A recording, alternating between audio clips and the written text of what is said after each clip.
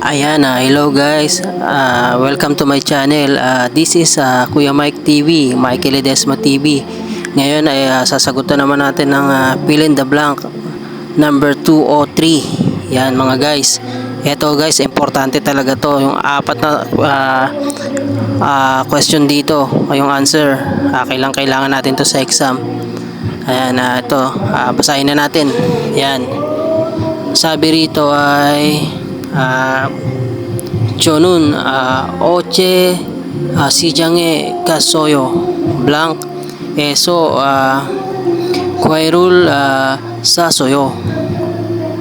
Yan, sa English I went to a market yesterday. I bought fruit blank. Yan. Ito yung mga apat na pamimilian. Number 1, yogi. Yogi in English is here. Yogi in English is here. Yan. Number 2 is kogi. Kogi in English is over there. Yan. Number 3, odi.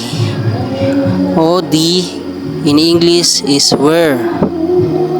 And then number 4, chogi. Chogi in English is there. Yan, there. Yan yung apat na pamimilian.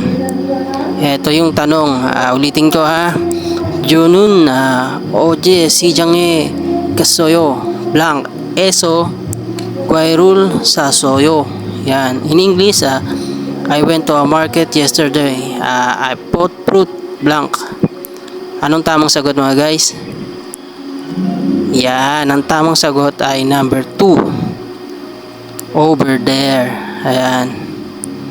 Ayan, babasahin natin ang kasama ng sagot Chonun oje sijange kasoyo kogi eso kwairul sasoyo. Yan. In English, I went to a market yesterday. I bought fruit over there. Yan. Yan guys, sana may natutunan na naman kayo. Yan nga, paulit-ulit ko sinasabi na lahat po ng nalalaman ko sa pagkukorea ituturo ko po sa inyo para kung gusto nyong mag-apply sa Korea at mag-exam may idea na kayo at makasagot kayo ng mga mock test. Yan, special natin yan, mock test na yan.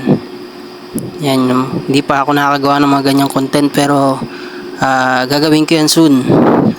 Sa ngayon, focus muna tayo dito sa mga fill in the blank kasi ito importante talaga to sa exam. Lalabas to sa exam, maniwala kayo sa hindi. Yan guys,